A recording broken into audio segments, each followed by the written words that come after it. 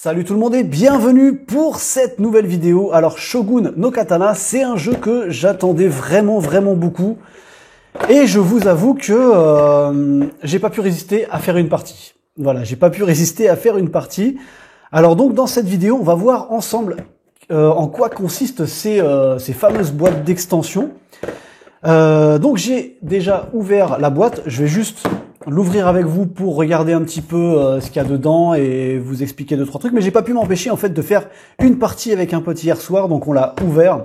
Je voulais l'ouvrir avec vous, mais il y a déjà pas mal de vidéos déjà d'unboxing, tout ça, du matériel, etc. Donc c'était pas hyper important. Le plus important pour moi, c'était d'ouvrir ces boîtes-là pour voir qu'est-ce qu'elles contiennent et l'utilité des fameux nouveaux persos, qu'on voit un petit peu l'utilité du truc. Donc je vais ouvrir rapidement et par la suite on va se faire forcément des parties de ce jeu là, hein, ça c'est évident.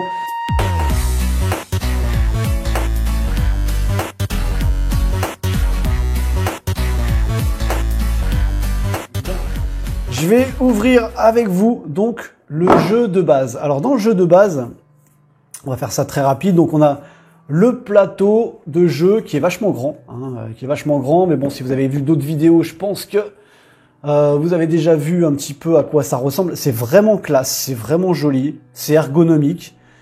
Faut pas avoir peur de toutes les infos qu'il y a sur ce plateau, on s'y prend très vite. On a fait une partie hier, on a fait 2 erreurs de règles, hein, mais ça c'était pour notre première partie, donc forcément après on s'adapte, hein. Ici on a les plateaux des joueurs, très joli. Moi j'aime beaucoup le verso, j'adore le design. Donc ça c'est les forges dans lesquelles on va donc forger nos katanas. Donc ça il y en a une par personne. Ici c'est les, comment ça s'appelle, les washitsu. C'est les washitsu, c'est un peu comme notre maison en fait, dans lequel on va avoir nos ouvriers, on va avoir les membres de notre famille ici. Ici, on va mettre donc les points de victoire. Attendez, je vous fais le point. Voilà, tac. Les points de victoire pour les katanas qu'on va réussir à construire. Ici, on va poser nos katanas les uns à la suite des autres. Quand on arrive sur un tapis, on débloque un nouveau personnage. C'est plutôt cool. Le jeu est plutôt sympa. Ici, on va voir notre Shogun no Katana, le gros Shogun, dans lequel on va mettre ici les ressources. On va pouvoir ensuite les disposer de façon à pouvoir le construire, etc. Ça va être plutôt cool. Et les tuiles sont recto verso. Donc j'ai lu que les tuiles du verso en fait sont pour le solo, donc pour le joueur fantôme. Mais je pense qu'il y a moyen de les utiliser pour un côté asymétrique. Après, ça me paraît bizarre. Ouais, non, je pense pas, parce que là, ici, par exemple, on n'a que 2 emplacements. Mais je me demande si, pour des parties un peu plus complexes... Allez, celui-là, il est peut-être plus avantageux, parce que celui-là, on en a 4 à déverrouiller, donc je pense pas qu'on puisse les utiliser en multi. Mais voilà, donc ça, c'est les plateaux. Alors, j'ai juste un petit souci avec ce jeu pour le moment, je vous avoue. Avec la boîte de rangement, c'est que j'ai pas tout à fait compris pour l'instant comment vraiment tout ranger. Ici, on range tous les katanas. Les katanas sont super classe. Vraiment, les katanas sont super classe. La qualité est vraiment top. Regardez l'épaisseur quand même d'un katana. C'est du lourd. C'est vraiment du lourd. Donc ici, je range tous les katanas, d'accord. Mais ensuite, on a quand même les cartes. Les cartes ici de la maison, c'est les maisons de je sais plus quoi, ça. Et je trouve qu'il n'y a pas spécialement d'emplacement pour les mettre. Ou alors c'est moi qui me suis gouré. Peut-être que j'aurais dû les mettre là. Peut-être un emplacement pour les mettre là. C'est moi qui me suis gouré. C'est peut-être à la place des cartes. Bon bref, j'ai rangé ça un petit peu à la va-vite. Mais par contre ici, on a nos Shogun no Katana. Donc là, pareil, hein, bonne épaisseur. Pour les katanas. Voilà, on a les 4 et le problème c'est que ils rentrent pas avec les autres katanas. Ça c'est dommage. J'aurais bien voulu les glisser avec quoi, mais bon après il aurait fallu peut-être parce que le verso est pas le même. Donc dans tous les cas, on les aurait repérés facilement. C'est dommage qu'il n'y ait pas eu la place pour mettre en plus les Shogun no Katana avec les autres katanas quoi. Donc moi je les ai mis ici, mais je pense pas que ça soit leur emplacement. Alors je pense que ça peut se mettre... Non, ça peut pas se mettre là, hein. C'est pas leur place. Bref. Ici j'avais les petits jetons que j'ai mis à l'arrache comme ça. Normalement j'aurais dû les mettre en sachet, hein, logique. Hein. Ici on a donc les ressources améliorées. Ici les cartes. Ça je vais les mettre de côté. Tac. Alors, vous avez l'habitude avec moi maintenant. Hein. Je suis pas très doux dans mes unboxings. Mais bon, le matériel résiste, je vous rassure. Ici, c'est les cartes pour le solo. Voilà. On va se faire une petite partie solo pour tester. Ici, on a les cartes faveur, il me semble. Et ça, c'est les cartes déshonneur. Voilà. Ici, c'est les cartes quand on arrive à faire notre katana pour compter les points, etc. Voilà, là c'est la carte premier joueur. Je vais m'imprimer un petit truc en 3D pour la carte premier joueur, parce qu'en fin de compte, il y avait plusieurs extensions donc de disponibles aujourd'hui en achat en boutique. On a ici donc la geisha qu'on va voir juste après. Ici, on a le moine, c'est comme ça qu'il s'appelle lui, je crois. Hein. Comment il s'appelle exactement lui? Le moine reconnaissant. Voilà, avec 4 tuiles bol, etc. On va voir est-ce que c'est exactement et à quoi ça correspond, ces trucs-là. Très hâte de les utiliser en solo. Et ici, on a plein d'autres personnages qui viennent avec des tuiles, des jetons, etc. qui doivent avoir des capacités un peu spéciales. Alors, ce qui m'embête un petit peu, c'est... Alors, le jeu est hyper bon. Hein. Vraiment, le jeu est hyper bon. Moi, là, ce que je vais vous parler, c'est ce qui m'embête un petit peu. Par exemple, je vois ici... que c'était écrit où? C'était écrit où? Enrichissez le jeu avec 7 nouveaux personnages. Rencontrez les extension uniquement compatible. Ok. Où est-ce que j'ai vu ça? J'ai vu un truc qui marquait que... voilà. C'était ici. Boîte conçue pour contenir les 2 personnages de luxe supplémentaires. Alors je me demande si c'est pas eux. C'est pas eux. On va voir comment ça se passe, parce que j'ai l'impression qu'en fait cette boîte-là, on a ces personnages-là, et ici, je crois qu'il doit y avoir 2 emplacements. On va voir ça quand on va l'ouvrir.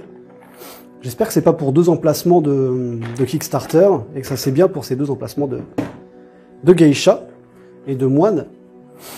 Donc là, on a nos Shogun no Katana, que je sais toujours pas où les ranger. Hein. Je crois que je vais leur trouver une place peut-être comme ça. C'est pas l'idéal. C'est pas l'idéal. Et vous allez voir que c'est pas la seule chose qui est pas l'idéal. Ici, on a encore un autre gros paquet de cartes. Donc là, on a les cartes... ça, c'est les cartes Daimyo, pour les maisons Daimyo quand on va prendre les katanas. Et là, on a les cartes du marché. Voilà. Bref, vous allez voir ça en jeu. Hein. Le jeu est très très cool à jouer. Hein. Vraiment, il est très très cool à jouer. Ici, on a des boîtes. C'est même pas des boîtes. C'est des cartons vides. Qui vont, en fait, je pense, être pour l'emplacement de peut-être de cette boîte-là, je crois. Je sais même pas si elle rentre. Je vais voir. Bah non, ça peut pas être ça. Ça peut pas être pour ranger les 2 geishas et tout, puisque là, on va pouvoir mettre cette boîte-là, je pense. Et cette boîte rouge, là. Et là, je pense qu'elle va aller là. Et que le moine va aller à côté. Je pense. Et donc voilà, on se retrouve avec ça. Donc là, pareil, petit emplacement de carton vide. Donc là, la seule critique que j'aurais à donner à ce jeu, c'est ça, c'est qu'en fait, on va nous donner le jeu plus ou moins en kit, quoi. Il va falloir vraiment, si vous voulez avoir toutes les capacités du jeu, il va falloir acheter, voilà, acheter ces petites extensions en plus. Et ça revient à peu près à 90 voire 100 €, quoi. Donc ici, on a les personnages bleus. Ici, on a les personnages verts.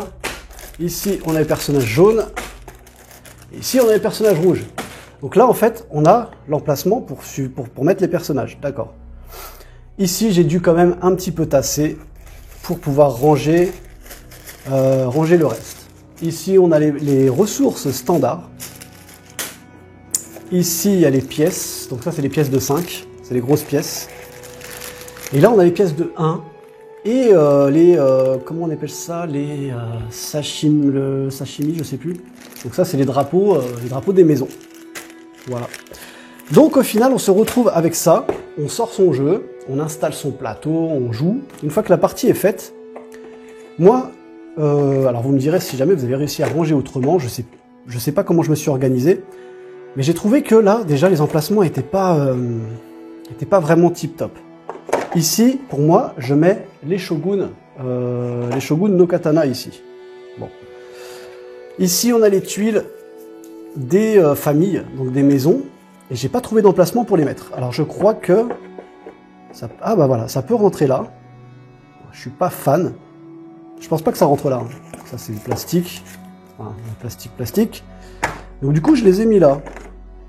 Voilà, je les ai mis là. Ah oui, on a aussi des petits pions, je vous ai pas montré, les petits pions pour compter les points de victoire, et le petit pion ici de contour. Voilà. Et du coup, on se retrouve donc avec toutes ces cartes là. Et il va falloir voir, parce que du coup, si jamais les extensions apportent des cartes supplémentaires, est-ce qu'elles ont des emplacements spécifiques pour pouvoir les ranger peut-être ici, hein, juste dans la boîte, on va voir ça juste après. Mais de base, moi ici ce que j'ai fait, alors je crois que je me suis peut-être, je crois que quand j'ai rangé, je m'en suis rendu compte après. Alors déjà ici on a une carte qui sert à rien, voilà, une carte qui sert à rien du tout. C'est pour avoir des infos sur les jeux. Alors ça, vous savez, en général ce que je fais moi, ce qui sert à rien, hop, je le fous au fond de la boîte. Voilà, je le fous au fond de la boîte, clac. Après, il y a quand même le plaisir d'avoir un thermoformage pour pouvoir tout ranger. Donc là, c'est la carte premier joueur. Là, ici, j'ai une carte d'Emio. Alors ouais, c'est une carte qui a fui un petit peu du paquet.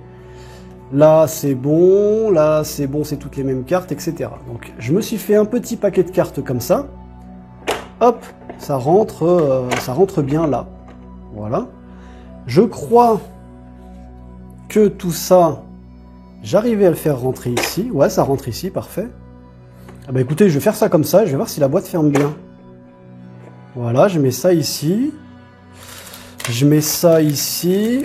Du coup, ce que je vais faire, c'est que je vais mettre mes ressources. Comme ça, en même temps, je refais un petit peu le rangement avec vous, et comme ça, on voit s'il y a moyen de s'organiser autrement. Je suis pas fan de deux petits trous là pour pouvoir ranger nos personnages. Alors, je vais juste rapidement vous montrer... avec une belle couleur, tiens, avec du jaune. On va voir un petit peu rapidement les petits personnages. Voir ce qu'il y a comme différents... Alors ce qui est bien, c'est qu'ils ont tous différentes poses. Et ça, c'est plutôt cool. Ça, par exemple, vous voyez, ceux qui sont assis ici, en carré, là, ce sont donc ceux de notre famille. Non, c'est pas ceux de notre famille, pardon. Ça, c'est des ouvriers. C'est les ouvriers qu'on va mettre à l'académie. Ça, c'est encore un ouvrier. Et on a encore des carrés. Je crois que je vais en trouver une là. Voilà, les filles. Les filles, ce sont celles qui vont être donc dans notre maison. Et qui vont pouvoir nous apporter des petits avantages quand on va les déplacer sur le plateau. Et ici, par exemple, on a nos ouvriers. Lui, c'est un moine. Voilà, lui, c'est un moine. Qu'on va mettre donc dans le compartiment des moines, etc. Les figurines sont assez cool, vraiment cool. C'est bien foutu, voilà, c'est joli, c'est propre, c'est sympa. Un sachet pour chaque couleur, et on doit les mettre là. Voilà. On doit les mettre là. Parce que pour moi c'est pas clair, parce que l'emplacement est pas, c'est pas fou. Ou alors peut-être les mettre ici. Attendez, ne bougez pas. Et c'est pareil. C'est pareil, pour moi c'est pas... Je sais pas si je vais pas imprimer des trucs en 3D parce que je suis pas fan vraiment du rangement, c'est pas tip top quoi. Alors si jamais je mets les familles ici, je peux en mettre 2 par compartiment. Voilà, j'ai peur qu'elles s'abîment au fur et à mesure, ça me fait chier. Alors ça me fait chier. Bon, on va faire ça comme ça, voilà. Ça rentre comme ça, ok. Et là donc les bleus ils arrivent. Et eux, ils doivent se faire leur place aussi. Bon, admettons, ça rentre. Admettons, ça rentre. Bon, ok. Ici, j'ai un peu merdé. Hein, j'ai mélangé les pièces avec les trucs, les petits drapeaux, là. On va les mettre... Alors voilà. Et là, maintenant, on se retrouve un peu bloqué. Je sais pas si vous voyez un petit peu le principe. On se retrouve un petit peu bloqué. Parce que là, j'ai plus de place. J'ai plus de place. Et je dois quand même ranger encore ça, ça, ce petit sachet-là et ça. Alors, alors, si je gère bien, les ressources améliorées, je peux les mettre là. Avec les ressources normales. Comme ça fait organisé. Ici, ouais, ici, en fait, il faudrait que je puisse mettre les pièces normales avec les pièces de 10, de 5, et que je puisse tout ranger là. Bon, ok, admettons. Ok. Non, bah c'est bon en fait, hein. Ça va, ça peut passer. J'ai encore des petits jetons ici à ranger, je les ai pas mis en sachet, ceux-là, j'aurais dû mettre en sachet. Ouais, je vais prendre un petit sachet pour les mettre dedans. Voilà. Ça sont tout petits les sachets, peut-être en trouver d'autres. Mais bon, on va voir, normalement ça devrait rentrer, fais voir un peu. Tac, tac, tac. Ouais, ça rentre. Ça rentre, ça rentre. Donc là, on va dire que ce petit sachet là, c'est pour mettre ces petits jetons là. Bon, ça rentre. Et du coup, on mettrait ça au fond. Bon, vous voyez, j'ai bien fait de faire ça, de réorganiser ça avec vous, comme ça au moins on voit que on peut faire comme ça. Donc il faut se rappeler, moi je vais me rappeler finalement que ici, de ce côté-là, je vais mettre les personnages, là je vais mettre les ressources, et là je vais mettre des jetons, je vais essayer de redispatcher dans les autres sacs, etc. On va voir. Et alors ce qui m'intéressait de savoir, on va voir après, hein, pour pouvoir les placer, on va d'abord tout remettre normalement. On va remettre ça. On va remettre ça. Ok. Et là, je vais remettre ça. Voilà. Et là, ça me gêne. Là, vous voyez, ça me gêne. Parce que ces tuiles-là, elles sont plus hautes que ça. Enfin, ces tuiles-là, elles sont plus hautes que ça. Ah, peut-être dans l'autre sens, non? Non, non, elles sont plus hautes que ça. Donc voilà, donc il n'y a pas d'emplacement spécial pour ça. Donc ça, je les avais mis là. Sauf que là, du coup, j'ai mes tuiles avec. Donc ça me fait un peu chier. Parce que l'idéal, ça aurait été de faire ça, voilà. De les mettre un peu de travers. Mais il me reste quand même tout ça à ranger. Donc c'est pas assez... pour moi, c'est pas assez... il n'y a pas d'emplacement... ou alors c'est moi qui ai trop de sachets, peut-être, je sais pas. Je sais pas. On va essayer de les caler là. Voilà. Hop, sans trop abîmer. Je pense qu'on est pas mal. Bon, ça passe. De façon à ce que... Voilà, là, c'est nickel. Parfait. Hop, on remet ensuite ici la forge et on met ici le plateau de jeu. J'ai les règles du jeu qui sont à côté. Je vais pas les ranger puisque juste après, je vais faire une partie avec vous en solo. Et si le jeu est bon, on va pouvoir se faire des bonnes parties parce que ce qui est bien avec ce jeu, il faut que je vous montre. Il faut que je vous montre ça, qui est plutôt cool. C'est vraiment cool. Il faut que je vous montre ça. Alors attendez, je bouge vite fait le micro. J'espère que ça va pas faire trop bouger la caméra. Tac, voilà. Hop, désolé si ça frottait un peu. Hop, le micro qui se casse. Clac. Alors, faut que je vous montre ça, parce que ça c'est quand même plutôt cool. Donc là, on a la règle du jeu. Et ici, on a ce qu'on appelle le manuel historique. Donc le manuel historique, ils vont dedans vous expliquer un petit peu l'histoire des personnages, tout ça. Mais tout ça, on s'en fout un peu. Hein. Ça peut être cool, ça peut être intéressant pour voir. Mais ce qui est intéressant, c'est surtout ça. C'est une sorte, c'est deux règles comment dire, deux aides de jeu. Bon, elles sont assez grandes. Hein. Mais bon, si vous avez joué à Too Many Bones, vous verrez que les aides de jeu, elles sont quand même assez grandes aussi. Et comme il y en a deux. Si on joue à 4, eh ben on peut s'en donner au moins une de chaque côté de la table, et ça c'est plutôt cool. Et là, ça recense vraiment toutes les cartes, tous les effets qu'il peut y avoir. Donc ça c'est plutôt cool, mais c'est pas ça que je voulais vous montrer. C'était cette règle du jeu. Alors la règle du jeu, j'aime pas faire ça moi dans un unboxing, donc pour moi c'est pourri. Hein. J'aime pas quand je regarde des gens qui font des unboxings qui la règle machin, alors page 8, ensuite il y a ça, on s'en fout. Complet. Le seul truc que je voulais vous montrer, donc là, ici on a la règle pour le mode plus un joueur. Donc c'est un mode pour jouer en solo, mais ça va rajouter un joueur fantôme. Donc vous pouvez jouer à 4 joueurs plus un joueur fantôme. Ça c'est plutôt cool, donc là il y a la règle, ils expliquent la mise en place et tout, mais il y a ça. Voilà, il y a ça. c'est le mode histoire. Et ça, c'est ça que j'ai trouvé vachement cool. Ils se sont pris la tête à faire un mode histoire, dans lequel donc on va utiliser ces fameux autres côtés ici ces fameux autres côtés voilà d'ici là, clac, du plateau. Voilà, vous voyez, ils sont asymétriques. Vous voyez, les tapis sont pas au même endroit. Et en fait, donc ça, quand ils sont comme ça, les tapis, ici, là, c'est la tuile numéro 3. Voilà. Quand ils sont 3, c'est le standard. Par contre, dès que vous les retournez, vous voyez, ils ont un style un peu atypique. Et on va les utiliser en fonction de l'aventure, en fonction du mode histoire pour... je pense, hein, j'ai pas lu tout complet, mais pour pouvoir créer des katanas spéciaux, pour pouvoir des demandes pour des familles particulières, il y a des mises en place différentes. Ça, c'est cool qu'ils se soient pris la tête à faire ça. Moi, je trouve ça vachement intéressant. Et donc, on a un mode histoire. Voilà, un mode histoire dans lequel, donc il y a les règles qui expliquent comment vous allez faire pour mettre en place ce mode histoire. Et voilà. Et là, les amis, vous avez les histoires. L'histoire, l'origine. Règle spéciale, aucune, machin. Ici, règle spéciale par rapport à une tuile. Ici, règle spéciale par rapport à ça. Une période de paix, renommée, gloire. Regardez tout ce qu'il y a comme histoire. Il y a plein d'histoires, on peut les faire à la suite. Oui, regardez, c'est vachement cool. Hein. On a tout ça comme histoire. Jusqu'à finir par un repos bien mérité. Voilà, une reconstruction difficile. Il y a plein de choses à faire, avec des spécificités en fonction de l'histoire qu'on va faire. Et ça, je trouve ça génial. Voilà, ça, je trouve ça vraiment... Bravo les gars, c'est top.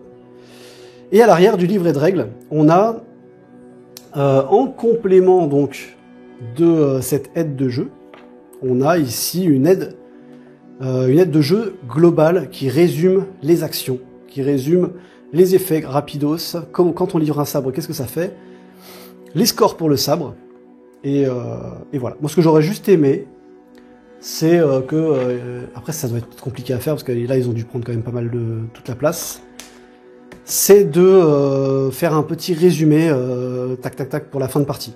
Parce qu'en fait, à chaque fois qu'on veut faire le décompte des points, il va falloir partir, parce que là c'est pour le sabre seulement, il va falloir partir ici. Donc revenir dans la règle, mais bon, en général, une fois que c'est la fin de partie, on arrive ici à la fin de partie. Mais bon, ça, je peux pas reprocher ça, puisque ça, c'est dans tous les jeux. C'est comme ça. Ok, allez, on passe au gros du sujet. On va s'ouvrir ces petites extensions, ces petites boîtes, et on va voir ensemble qu'est-ce qu'il y a dedans. Et ça, je vous avoue que j'ai hâte de fou. Et pouvoir y jouer en solo, donc je pense que c'est faisable, hein, de jouer en solo avec ça. Et hop, je vais juste aller choper un ciseau, je crois, parce que je vais pas me prendre... Ah, quoi que si, ça va. Ah, voilà. Donc là, on va ouvrir le moine reconnaissant, avec 4 tuiles bol. On va voir qu'est-ce que c'est un petit peu que ce moine. Hâte de voir vraiment qu'est-ce qu'il apporte en partie. Ça s'ouvre comme ça. Tac. Ok, voyons voir. Oh ouais, d'accord.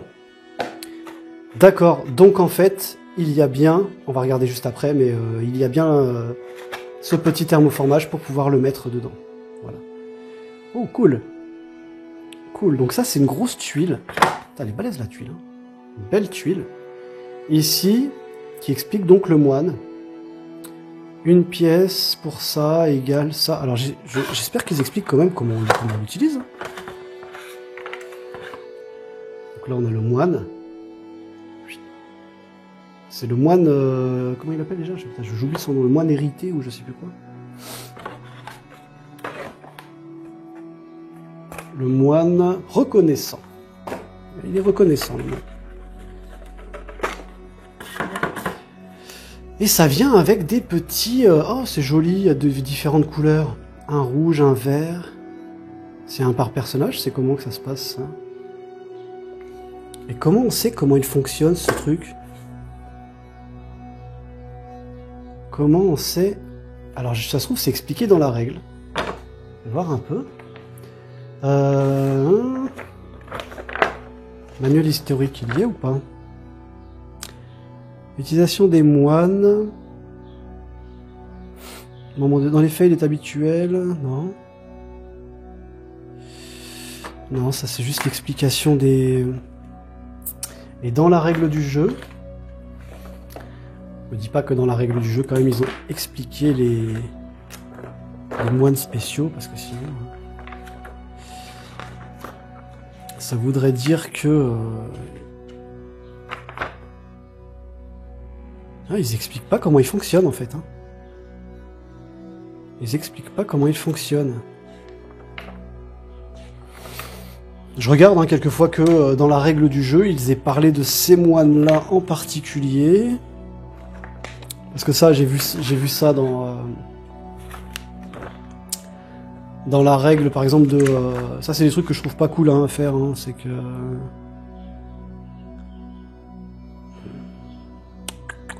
Dans la règle, par exemple, Ah, village attaque. Dans la règle de village attaque, par exemple, eh ben, il y a des missions à faire uniquement avec les extensions, donc il faut acheter les extensions. Tu vois le délire, quoi. Et là, tu vois, c'est bizarre. Il n'y a rien d'autre. On nous donne une carte qui correspond à ça. Ça veut dire quoi, ça? Ça veut dire que c'est à nous de déchiffrer. À l'arrière de la boîte, t'as ça. D'accord. Est-ce qu'il y a un endroit, il n'y a pas un QR code pour aller voir la règle? Qu'est-ce qu'ils disent ici? Il contient des petites pièces qui peuvent être ingérées. Je vais faire attention de ne pas les ingérer, par contre. D'accord. Ouais, c'est bizarre un peu. C'est bizarre. Il n'y a pas d'explication spécialement pour ça. Si on essaye de déchiffrer la tuile, donc ça c'est des tuiles qu'on va mettre à côté du plateau de jeu. Voilà, je pense. Et qu'on va devoir payer pour pouvoir prendre le moine. Alors, je crois. Hein. On va devoir payer 1, parce que le 1 est écrit en rouge. S'il est écrit en blanc, c'est quelque chose qu'on gagne. Là, on va devoir payer 1 plus 1 comme ça, est égal à 1, 2, 3, 4 points de victoire. Je comprends pas trop ce moine. Je comprends pas trop ce moine pour le moment. Voilà, on va voir plus tard. Ok. Donc là, on nous donne des personnages, mais on nous explique pas comment on doit les utiliser. Allez, on va aller voir la geisha. Ah mais oui, mais si ça se trouve, c'est écrit là-dedans. Et ça, c'est pas bien. Parce que ça veut dire que si t'achètes pas cette boîte avec tous les autres persos, tu sais pas comment tu utilises ça. Je m'avance peut-être, mais je pense que je suis pas loin de la vérité là. Je sais pas ce que vous en pensez. Taras. On va réussir à l'ouvrir. Voilà. Oui, je suis bourrin, mais ça marche, ça fonctionne. Ok, alors. Ici, on a donc la geisha. Voyons voir la geisha. Coucou la geisha. Ok, donc elle c'est pareil, elle vient avec sa tuile. Elle vient... Il n'y a plus rien. Elle vient avec sa tuile et ses jetons. Ah, alors attends, parce que déjà, là, ça me paraît un petit concept intéressant à voir. Donc voici la geisha. Très jolie geisha. Très jolie geisha. Déjà, elle n'est pas arrivée abîmée, c'est bien. Pourtant, le parapluie est un petit peu fragile. Non, c'est cool. Peut-être que je vais les peindre, je vais voir. Je vais la ranger quand même. Ça me fait un petit peu peur. Voilà. Ce qui est bien, apparemment, quand on regarde ici les jetons, c'est qu'ils ont tous le verso de la geisha. Hop, voilà. Ils ont tous le verso de la geisha, mais à mon avis, quand on les retourne, donc on a un effet spécial. Il y en a des différents, vous voyez. Il y en a des différents. Et il y a quand même pas mal de jetons, il y a tout ça de jetons. Ok. Et donc la tuile de la geisha. 1, 2, 4, 7, 11. Avec 3 icônes comme ça. Qu'est-ce que ça veut dire, ça? Bon, on va voir après. J'ai peur de ce que je vous ai dit et que ça soit que toutes les règles soient là-dedans. On va s'ouvrir la plus grosse boîte pour voir. Donc on va mettre de côté la geisha. Et on va s'ouvrir cette boîte. Alors là par contre il y a plein de trucs. Hein. Là il y a plein de persos. À l'équerre. T'as jamais vu ça dans un unboxing? Ouvrir un plastique à l'équerre. Hop. Clac. Donc là, on a les Wandering Characters. Donc là, on a tout ça. On a un shinobi, un shonin, un ronin, samouraï, un kaji, kojeka et un kanri. Et là, on a pas mal de matos. Allez, on ouvre. Ça va arriver. Ça va arriver. Je sens que ça vient là. Ok. Ah oui. Ah non. Il n'y a pas l'emplacement pour eux. Ça ressemble pas. Et ça craint si c'est ça. Donc là, on va voir un peu comment ça se passe. Ah, attends. Et là, on a toutes les règles. Dans toutes les langues. Tuiles promotionnelles. La geisha, ils sont là. Ils sont là, la geisha, je le crois pas. Et lui, c'est le moine errant, il est là. Les effets des personnages sont dans cette boîte-là. Et là, on a 1, 2, 3, 4, 5, 6, 7. 1, 2, 3, 4, 5, 6, 7. D'accord, donc si, oui, si, ils vont rentrer dans cette... Bah, c'est bizarre, je comprends pas comment... Je comprends pas. Bon, donc on a ici, ce qui est pas mal, donc bah voilà, les règles pour chaque perso. D'accord, ok. Wow, il y a du matos un petit peu. Hein. Là, on a les tuiles... ici de chaque personnage errant. Donc, pareil, elles sont toutes retournées. Alors je ne sais pas si on les retourne, on va regarder. Je vais lire la règle attentivement et j'espère pouvoir les utiliser en solo parce que ça m'intrigue de dingue. Et on va se regarder ça. Alors, on va avoir en premier, on va se les prendre dans l'ordre. On va prendre le ronin. Il est où le ronin? Et pitié que vous m'ayez pas mis des trucs pliés. Hein. C'est lui le ronin? T'es pas facile à prendre toi. C'est lui le ronin? Ouais, c'est lui le ronin. Voilà, un ninja. On va faire comme ça. Un ninja. C'est plutôt cool, hein. Elles sont finement détaillées, c'est sympa. Je vois que lui, hein. Ouais, c'est ça. Ensuite, on va voir le samouraï. Le samouraï, il est là. Si j'arrive à le sortir, le samouraï, tranquillou, doucement, avec ma délicatesse. Hop là, le samouraï. Cool. Voilà. Un peu nonchalant, le samouraï. Alors, ce que j'aime bien, c'est que les socles sont texturés.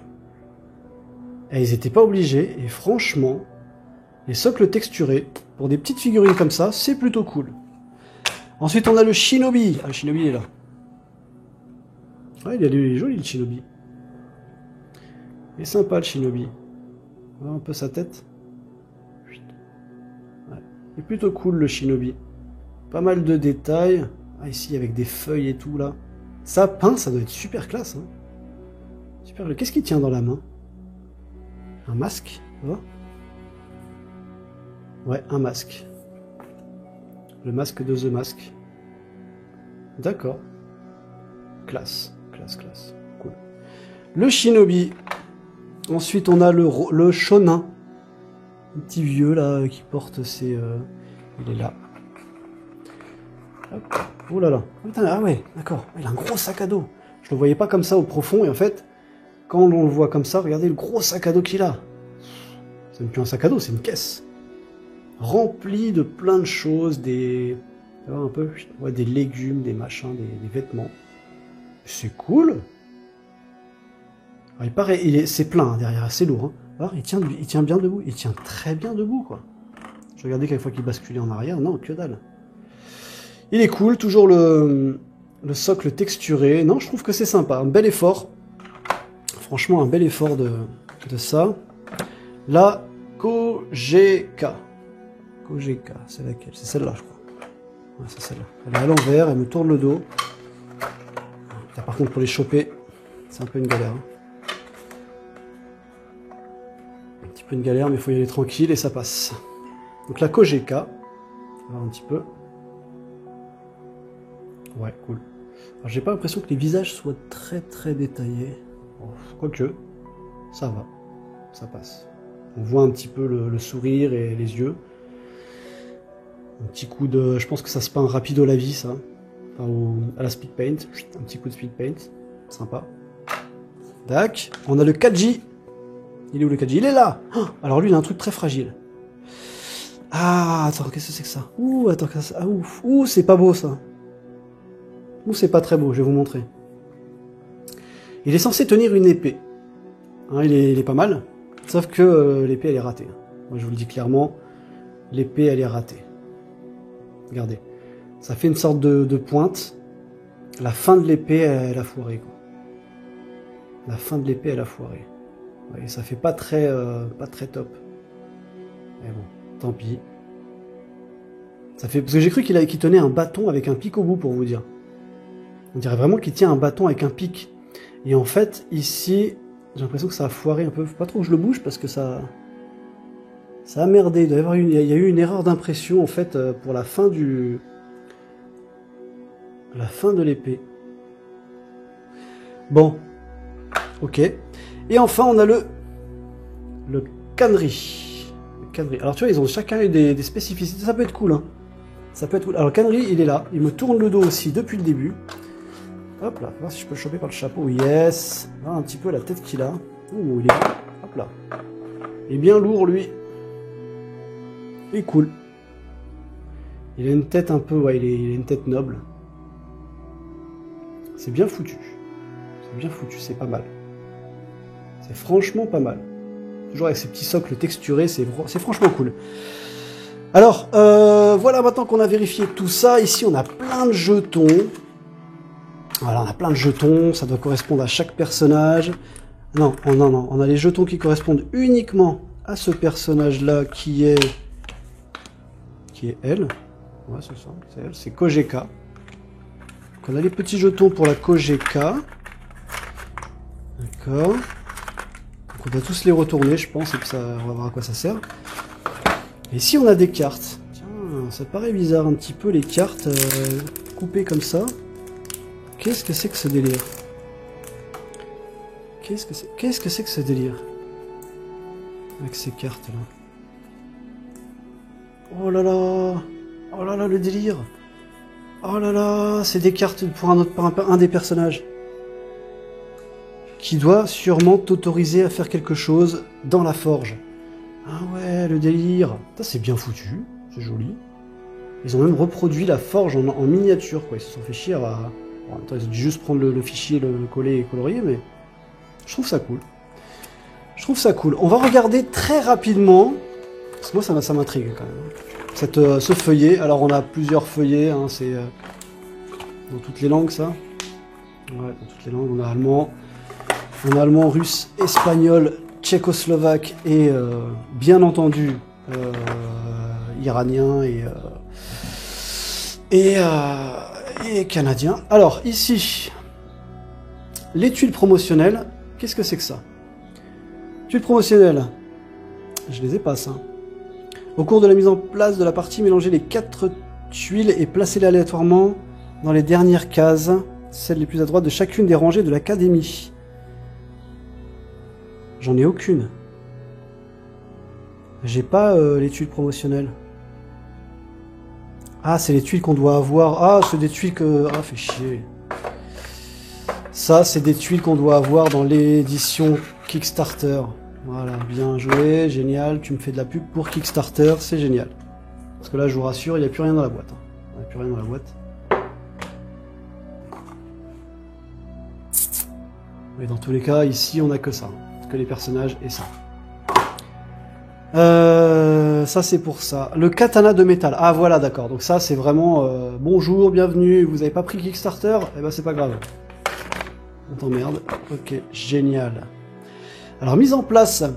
Placez 4 personnages errants sur le plateau de jeu principal au début de la partie. Chacun d'eux doit être placé dans la case action de l'une des zones situées aux 4 coins du plateau principal. Académie, maison des daimyo, marché, palais de shogun.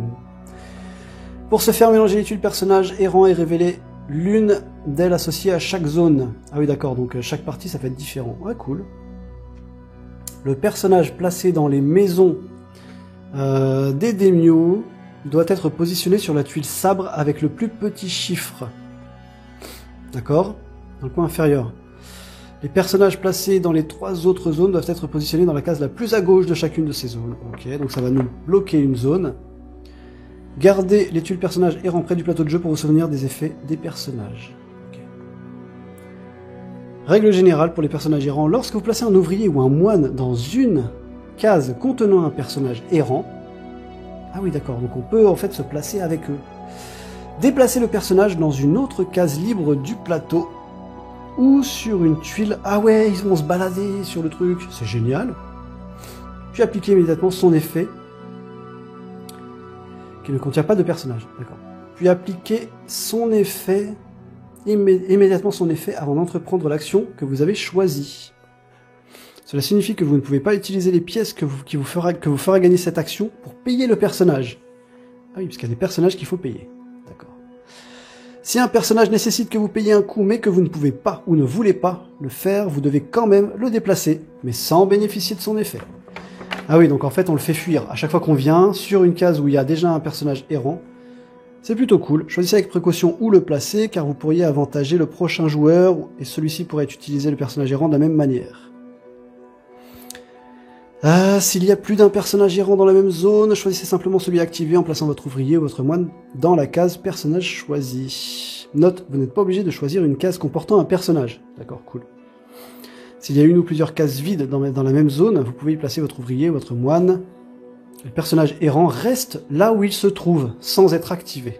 D'accord. Si jamais on va pas le déranger, en fin de compte, c'est pas mal.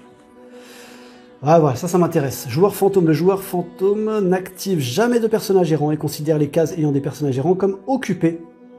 Ah merde. Ah merde, parce que quand il a des cases occupées, le personnage errant, là c'est un peu la merde. Si le fantôme se rend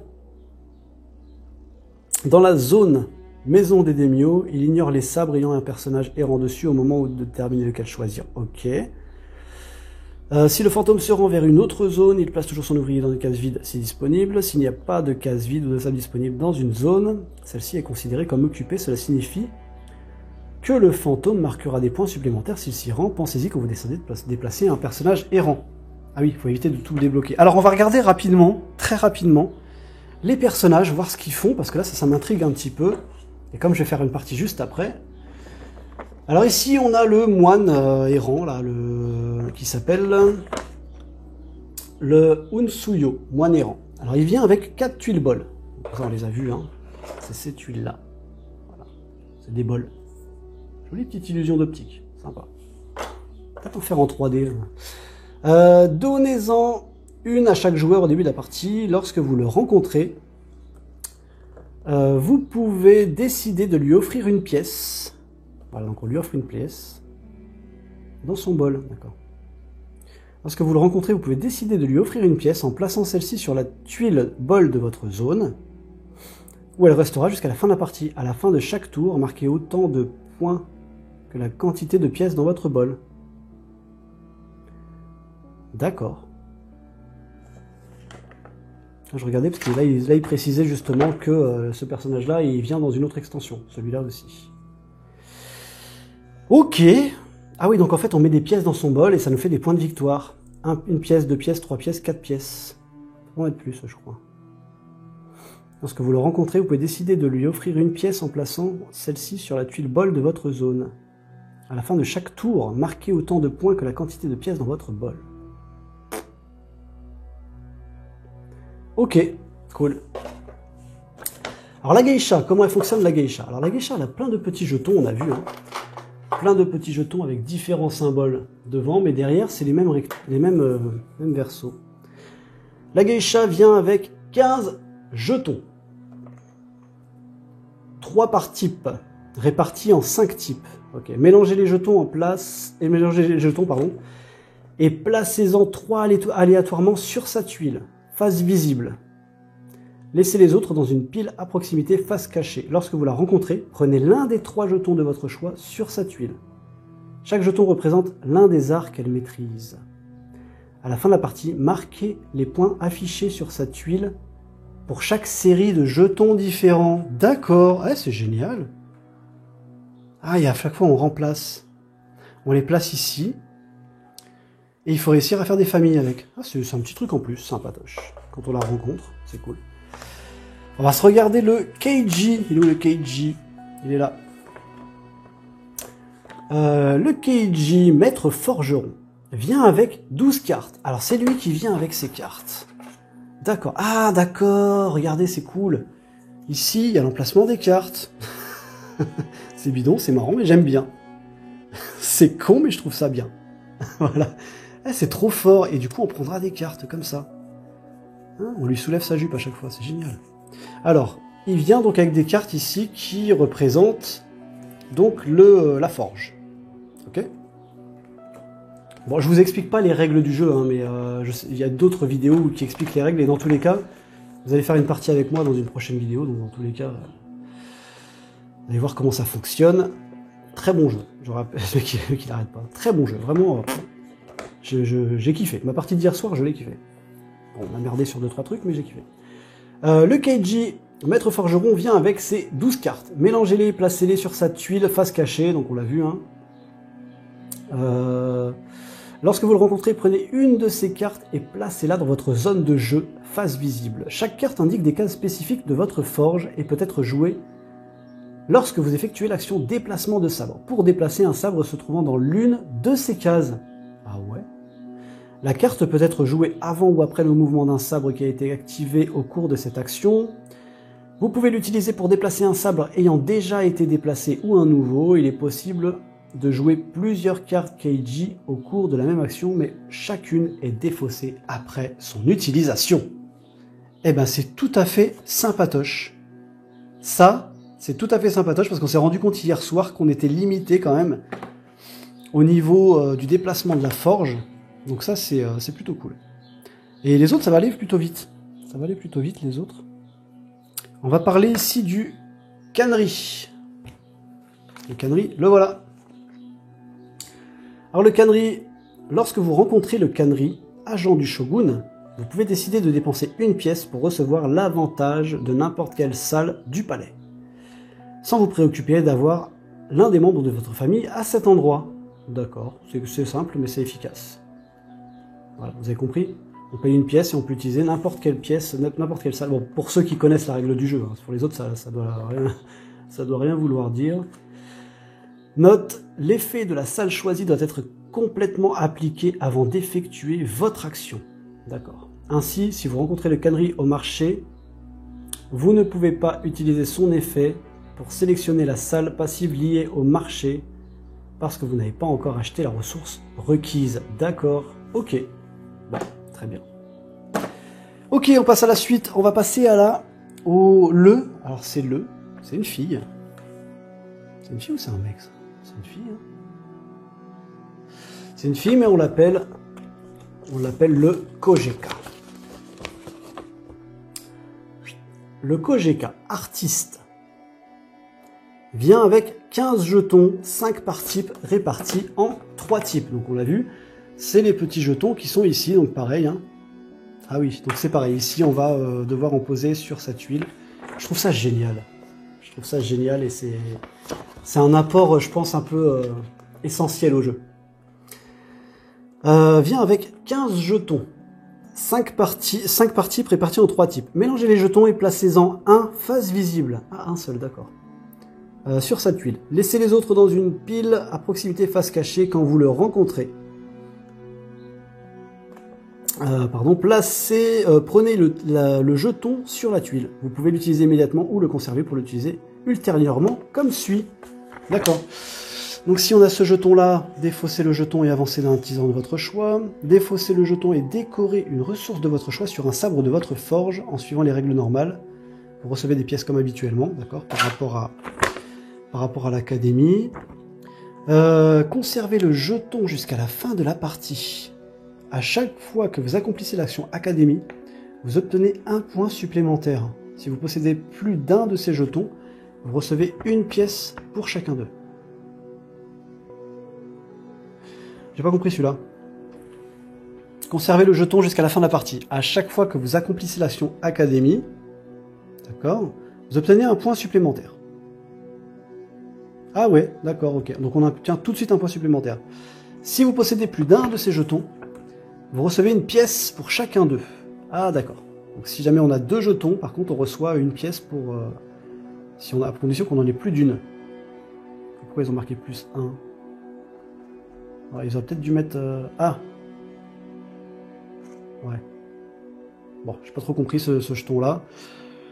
Si vous l'avez compris mieux que moi, n'hésitez pas à m'expliquer, parce que là, je comprends que si je fais l'action académie, je déplace mon bonhomme dans l'académie.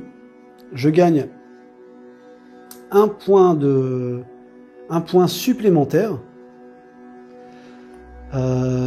En plus de toutes les ressources que je vais augmenter, je vais gagner un point supplémentaire. C'est ça que je comprends. Et si on possède plus d'un seul de ces jetons, on reçoit une pièce pour chacun d'eux. Tac. Ok, bon. Allez. Ça, c'était elle. Ici, on a donc ensuite, il est où? Il est là. Le Shinobi. Shinobi. Lorsque vous rencontrez le Shinobi, vous pouvez décider de dépenser une pièce pour prendre une carte d'Emio ou une carte du marché de votre choix visible sur le plateau. Bon, voilà, c'est explicite. Hein. Voilà, une pièce, on prend une carte d'Emio ou une carte du marché. Assez simple. Ensuite, en dessous, on a lui qui est le Ronin. Ah oui. Alors, lorsque vous rencontrez le Ronin, vous pouvez vous marquez immédiatement un point pour chaque sabre qui se trouve toujours dans la forge. Ok. Il est content parce que du coup on fabrique des sabres. Bien. Et ensuite on a le samouraï. Le samouraï.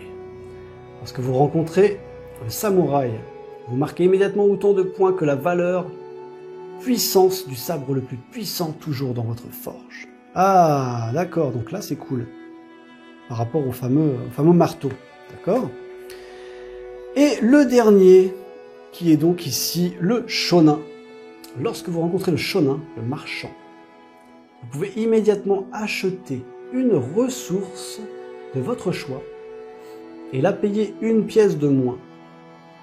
Vous pouvez prendre un bois sans payer, et du coup, parce que le bois il vaut 1, c'est génial ça.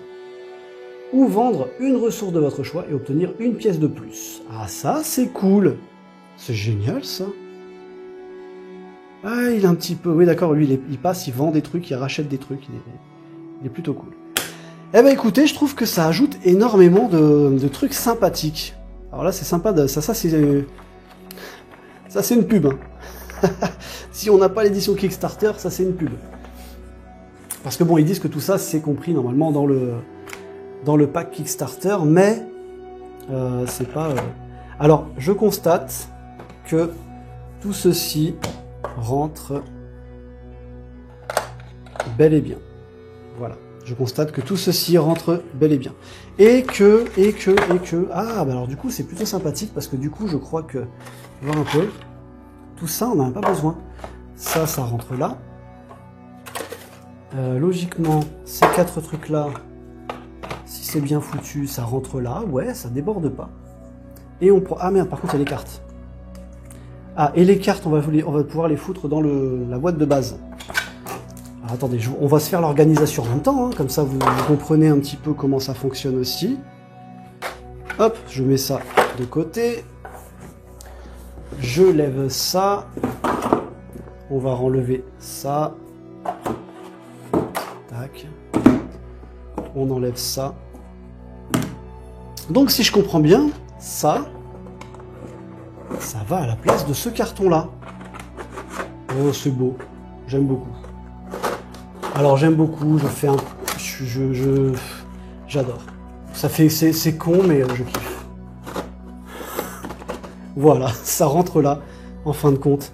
Et du coup ici je prends même la carte Geisha et la carte là, et normalement, oh, ça rentre pile poil. Ça rentre pile poil. Et là, est-ce que je pouvais mettre ces deux boîtes? Eh bah oui. Alors quel intérêt? Quel est l'intérêt?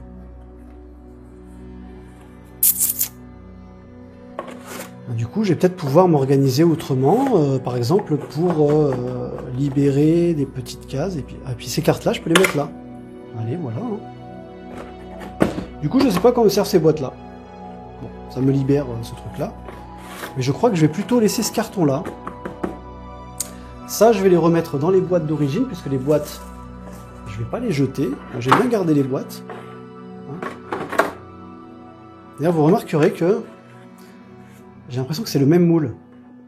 Que ce soit pour le moine ou pour la geisha. Alors, je sais pas comment ils se sont démerdés, mais ils ont réussi à nous faire le même moule. Bon.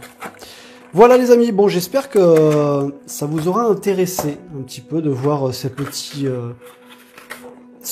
unboxing. Je fais un petit rangement en même temps pour voir comment ça se goupille un petit peu tout ça. Et je trouve que c'est plutôt sympatoche. Ça peut se mettre là, pour le coup. Voilà, la petite règle du jeu en surplus. Ensuite, bah voilà, tout rentre dans la boîte de base finalement. Hein? Ah, j'ai oublié les... J'ai oublié ça. Voilà, c'est bien parce que ça bloque cette huile-là. Non, c'est pas mal fait. Je trouve ça juste dommage que ça soit de l'extension. Ah oui, j'ai oublié, merde. Et oui, n'oubliez pas le petit cache. Et oui, on va pas oublier le petit cache, les gars. Non, non. Oui. Donc en fait, tu prends ça, tu te mets le petit cache par-dessus. Oh, c'est mignon. Franchement, j'adore. C'est plutôt cool. Franchement, c'est plutôt cool. Ça fait chier de devoir dépenser de l'argent en plus pour pouvoir avoir la boîte finalement complète. Mais le jeu, là, il va prendre une autre tournure. Ça, par contre, ça, j'en suis quasiment certain. J'en suis quasiment certain. Hop, voilà. Ici, on remet nos règles. Ah, je les ai mises en dessous. Hein. Hop, la règle du jeu. Et voilà. Et en fait, tout est rentré dans la boîte de base. Impec. Impec. Et donc je me retrouve avec des petites boîtes qui vont encore traîner sur mes étagères, avec celle-là aussi. Hein. Et ça, est-ce que je le jetterai pas? Ah bah regardez, ça j'ai même pas... Que si vous voulez vraiment rien jeter, c'est encore mieux.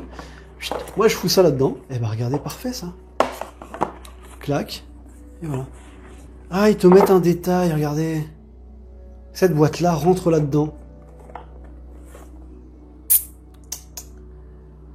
D'accord. Règles du jeu, elles sont en dessous, ok.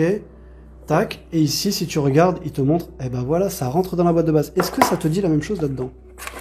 À mon avis, pas du tout. Bah non, de toute façon, il n'y a rien, il n'y a pas de dessin, il n'y a que dalle. Il n'y a que dalle. Donc ça, voilà. Petite boîte en plus. Ils abusent, c'est abusé, parce que ils auraient pu mettre ces deux personnages-là, là-dedans.